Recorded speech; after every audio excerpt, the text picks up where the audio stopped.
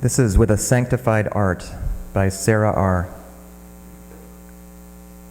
I have seen Joy face to face. She was dancing. She took my arm in the crook of hers and spun me around until I couldn't help but laugh. We met in the kitchen with Motown and then again at your wedding. And I ran into Joy in my mother's recipe box. Her handwriting looked like my grandmother's, and she smelled like our famous chocolate cake. Once I saw Joy in the street. She was at the parade. There was glitter in the air, and a father hugged his son. Joy cried happy tears. And I have seen Joy on the loose, running to keep up with you as you go. Did you know that Joy is looking for you? I know that your heart hurts, and that you're not sure if you like yourself. I know that this world is scary, and I know that love can feel fleeting. But Joy told me to tell you she's at the door. She delights in who you are. She's inviting you to dance. I pray and pray you'll let her in. I pray and pray and pray.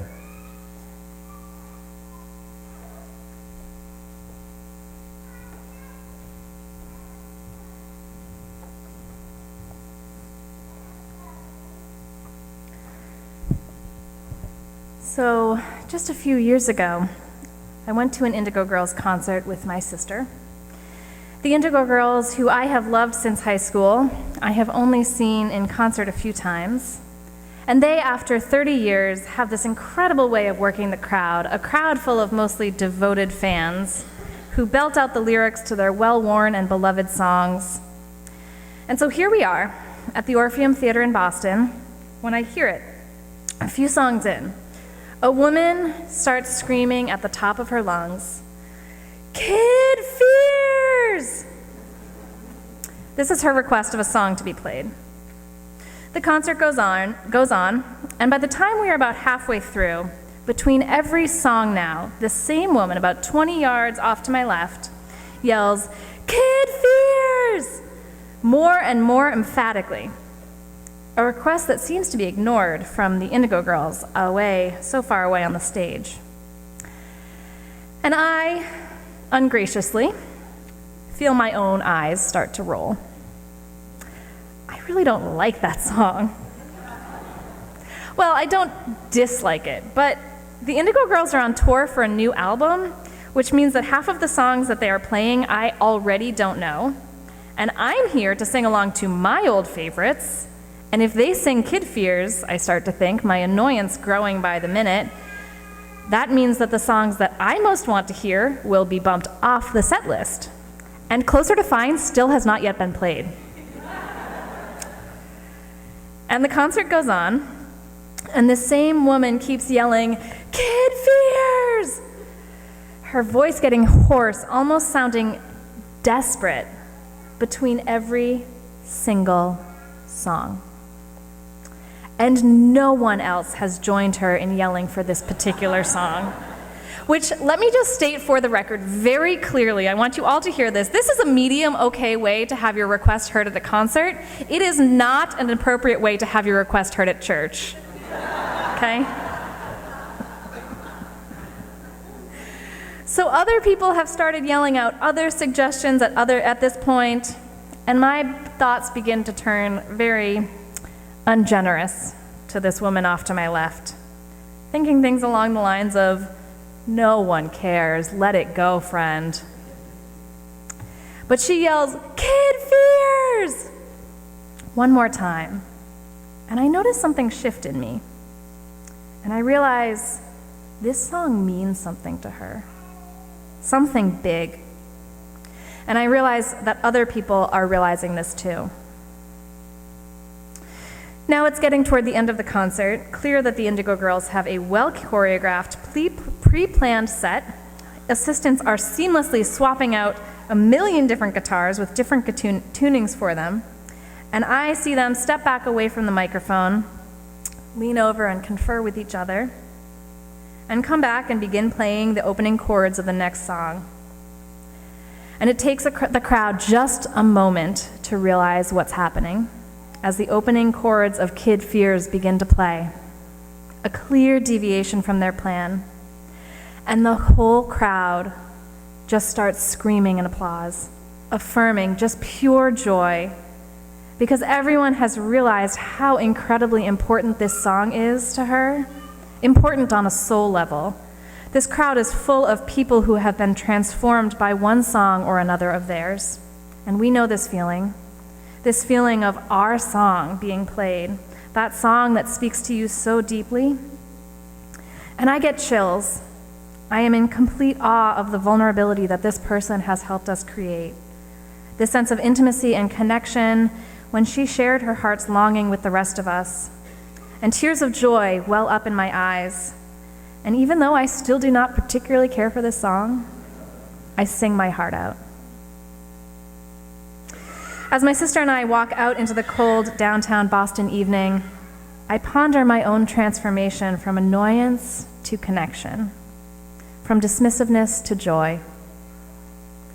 And I say joy here because for me, it was a moment of transcendence, of co-creation, of exactly what one of my human siblings needed, exactly when they needed it. Now, I will be honest, this time of year, I can start to feel pretty mediocre about the word joy. I will admit I stubbornly try to avoid buying anything with the word joy printed on it in December. Being told to be joyful, even as a Christmas-loving minister, can make me start to feel a little Scrooge-like. Who are you to tell me how to feel, decorative throw pillow and seasonal dishware? And who am I to feel joyful when this world is so broken? And I start to get suspicious when we declare ourselves joyful, and I start to wonder if it's a way of masking the pain and suffering that exists in the world.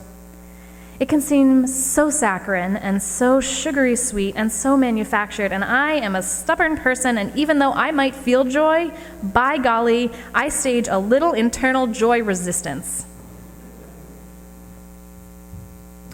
But this Sunday is the third Sunday of Advent in the Christian tradition of waiting for the birth of Jesus. And it is the week that asks us to contemplate joy. And I've been sitting with what joy could mean for us in this world we live in, this broken, hurting, not so joyful world. When I turn on the news, elected officials are debating whether or not our president has committed a high crime or treason. Brexit continues to divide the EU with undertones of xenophobia and fear. Parents are still separated from their children at our borders, and the list goes on. And closer to home, friends, we know that there's just not enough time. We know that people will be missing from the Christmas table this year. Maybe the job isn't working out. Maybe a relationship with a loved one is in tough shape right now. The list goes on for us closer to home, too. So where am I, where are any of us to find joy in this world and in this season without feeling like we are sugarcoating reality or burying our heads in the sand? Father Michael Himes says that joy is quite distinct from happiness or satisfaction. He says where happiness often comes from externally motivated factors and can be affected much more by hunger or sleep or traffic or an off day, joy is more of an internal experience, a quality of being that we can learn to cultivate in our life. He says that joy is a sense of genuine rightness about the way that one is living their life. And it can also agitate us, leave us a little restless. The kind of restlessness and discomfort that pushes us forward and compels us toward growth and greater alignment with our life's purpose. And this story for the woman asked at the concert, asking for her song over and over and over, is less about her and more about the transformation I experienced in myself, because I left transformed. I didn't get what I wanted, which I think would have made me happy, but I got what I needed, and I found joy. I got to see an expression of pure generosity from the Indigo Girls and their fans, transforming a moment of my annoyance and self-centered desire into a moment of joy the experience of seeing someone else get what they needed so deeply, it just felt so right, so joyful. And I realized that in that moment, to witness this, to make room for another person in my own heart, that was what I needed too. And isn't this part of the Christmas message? Making room for people who we don't know, who we don't share life experience with, whose songs are not our songs, who express their needs perhaps differently than we would prefer. Isn't this the world that the Christmas story reminds us is coming? And isn't Advent our time to spiritually prepare for such a world where we are the people we say we want to be, a people of generosity and connection, joy and courage?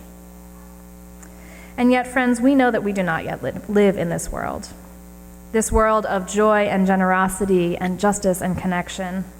We live in this world, this Advent world, this world of waiting for more hope, for more peace, for more joy. My friend Elizabeth is fond of saying, the only choice is between imperfect community and no community. And I think, too, the only choice is between imperfect joy and no joy.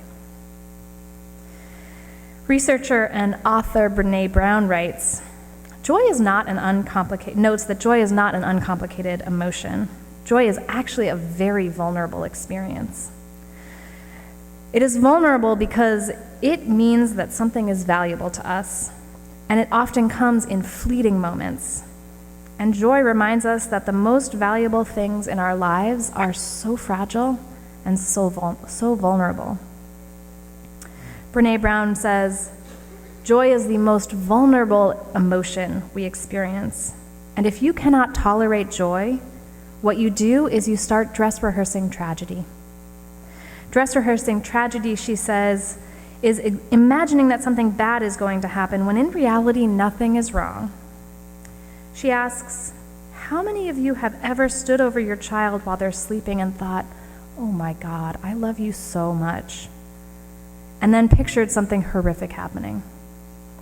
Or wake up in the morning and thought, oh my gosh, the job is going great, parents are good, this can't last. Joy is vulnerable. It opens us up to the reality that we are susceptible to heartbreak, to loss. But the trick to staying in joy, Brené Brown says, is to use gratitude as an antidote to foreboding and fear. Brown says that when we start dress rehearsing tragedy, this is a moment instead to turn to gratitude and help us stay in that joy. This past summer, my sister and her partner became foster parents. Fostering with the intention not to adopt at this time, they went solely with the goal of fostering for reunification between children in their foster system and their families. And right before Thanksgiving, they said goodbye to the first child that they had cared for long term, a sweet, sweet toddler who had attached themselves fiercely to her. And after almost 4 months, her case had moved along enough such that it was appropriate for her to be reunited with her family. Her family, who had hit a rough patch this past summer and needed some time to sort things out, but all along, my sister and her partner could see how very well and deeply they cared for their child, and how hard the separation had been on both parent and child. And after their foster child went home, I called my sister and I asked how she was doing, and she said, you know, I'm really, really sad that she's gone. I really miss her, but it just feels so right that she's back with her family. I know how hard this was on all of them and how good this will be for her. And the fact that it just feels so right is so comforting to me right now. Imperfect, complicated joy. And so, my friends, if there is no joy but imperfect joy, let us be a people who practices imperfect joy. Let us practice that imperfect joy that comes after loss, that imperfect joy that comes despite things not going as planned, that imperfect joy that comes when things are not necessarily going our way, that imperfect joy that is just plain complex because our lives are just plain complex. They are not clean and neat, and neither is our joy.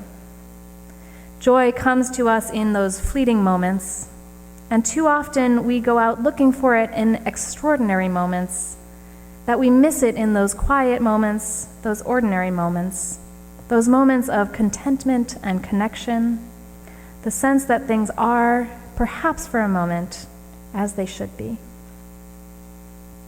As the spiritual teachers Amy Ray and Emily Sailors of the Indigo Girls sing, "The less I seek my source for some definitive, the closer I am to find." So stop looking so hard for joy, and let joy find us. So, beloved, let us practice joy as a practice of vulnerability. Let us practice imperfect joy, knowing that the world is not yet as it should be, knowing that we have experienced pain and loss and longing in our lives, and knowing that the only choice is between no joy and imperfect joy. Let us choose imperfect joy. May it be so, and amen.